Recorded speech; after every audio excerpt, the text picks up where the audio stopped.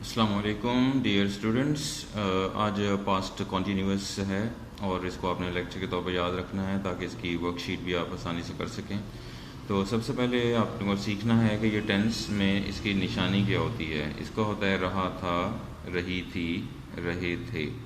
यानी माजी में कोई काम जारी था, उसके लिए आप ये कॉन्टीन्यूस का लफ्ज़ हम देखते हैं लगा होता है। तो इसके अंदर आपने इलामात उर्दू के अंदर आप कैसे पहचानेंगे, ये आएगा एंड पे। हर जुमले का जो आप जुमला बनाएंगे या आप लिखा हुआ जुमला पढ़ेंगे, वहाँ लिखा होगा रहा था, रही थी, रहे थे। यहाँ पर हेल्पिंग वर्ब आपके लिए मौजूद हैं, was and were. Was singular के लिए इस्तेमाल करते हैं, मैंने नीचे भी डिफाइन किया हुआ है, और वर को जमा के लिए लगाते हैं। और इसके अंदर आईएनजी वाली फॉर्म लगती है, यानी फर्स्ट फॉर्म के साथ आपने आईएनजी लगाना होता है, ये भी ध्यान रखें। फिर आपने सिंगुलर वॉज के साथ इस्तेमाल होता है, यानी वॉज जो है सिंगुलर केसेस के लिए लगाओगे, एंड प्लूरल के लिए आप वर लगाते हैं। तो नीचे कुछ एग्जाम फार्मूला एक छोटा सा मैंने लिखा आपके लिए, जिस तरह अमूमन लिखा होता है, आप इसको भी वॉच करें। सबसे पहले आप सब्जेक्ट लगाएंगे, फिर आप वॉज या वर में से कोई एक हेल्पिंग वर्ब चूज़ कीजिएगा। अगर सिंगल है तो वॉज, जमा है तो वर। उसके बाद आईएनजी वर्ब, यानी फर्स्ट वर्ब के साथ आईएनजी फॉर्म लगानी है, और एंड पे ऑब्जेक्ट लगा देना है, मफूल जिसे कहते हैं। एग्जाम्पल्स अगर आप देखें, इस लेक्चर को बार बार सुने ताकि आपको ज़रा याद हो सके उसकी सारी चीज़ें। तो यहाँ पर वो एग्जाम्पल के तौर पर अगर मैं आपको दिखाना चाहूँगा तो इस तरह वो नज़र आएगा। I was learning tables. I was learning table. अब आई सिंगल है इसलिए वॉज लगा हुआ है। They were not watching TV. They were not watching TV. तो यहाँ पर भी दे के साथ, चूँकि दे जमा है इसलिए हमने वर लगाया हुआ है।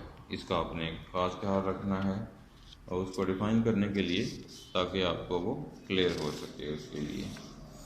इसके बाद आपने और एग्जाम्पल आपने देखनी है ये। अगर आप वो यू के साथ आएगा, यू के साथ हेल्पिंग वर्ब हम वर का इस्तेमाल करते हैं, ये आप ज़रा थोड़ा ध्यान रखना है। Were you reading a book. Were you reading a book, या आगे क्वेश्चन मार्क आएगा, वो आपने डालना है।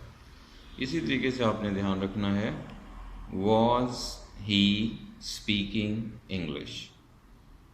वॉज ही स्पीकिंग, वॉज इसलिए आया है क्योंकि ही सिंगुलर है, ही, शी, इट जो होते हैं इन्हें सिंगुलर, इनके साथ वॉज लगाते हैं। इंट्रोगेटिव सेंटेंस है ये, और इसका हमने जो हेल्पिंग वर्ब होता है इंट्रोगेटिव में, उसको आप बाहर निकाल लेते हैं, जिसे आप सवालिया जुमला कहते हैं। उसका जो हेल्पिंग वर्ब होता है उसे सबसे पहले हम लिखते हैं। उसके बाद आपने ये लगाना होता है ही सब्जेक्ट, यानी, और फिर वो आईएनजी वाली फॉर्म, और फिर object. Was he speaking English. इसके बाद आपने ध्यान रखना है नेक्स्ट एग्जांपल, डबल इंट्रोगेटिव जिसे आप कहते हैं। Why was she eating rice. अच्छा, यहाँ पर आप देखें कि वाई जो है ये WH फैमिली, यानी why, what, when, where, how, ये सारे जो वर्ड्स हैं ये WH फैमिली के वर्ड्स हैं, और ये क्वेश्चन बनाने के लिए इस्तेमाल किए जाते हैं। तो एक तो ये लगा हुआ है, उसके अंदर भी आप देख रहे हैं कि क्वेश्चन सेंटेंस आया हुआ है, तो ये आपने ध्यान रखना है, यानी वॉज से शुरू हुआ है।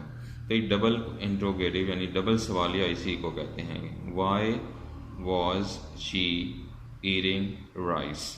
तो इस तरह आपने इसको याद रखना है। और ये पास्ट कॉन्टीन्यूअस टेंस है, इसकी वर्कशीट भी शेयर हो जाएगी जिस पे कुछ जुमले आप ट्रांसलेट करेंगे, और MCQs वगैरह वो जो आपका लेसन एक चलता है उसके हवाले से होगा। तो इसको आप बार बार वॉच कीजिए, दोबारा सुने, ताकि ये प्रैक्टिस हो। खुद से भी आप जुमले बना सकते हैं ताकि आप इसकी प्रैक्टिस कर सकें। Thank you.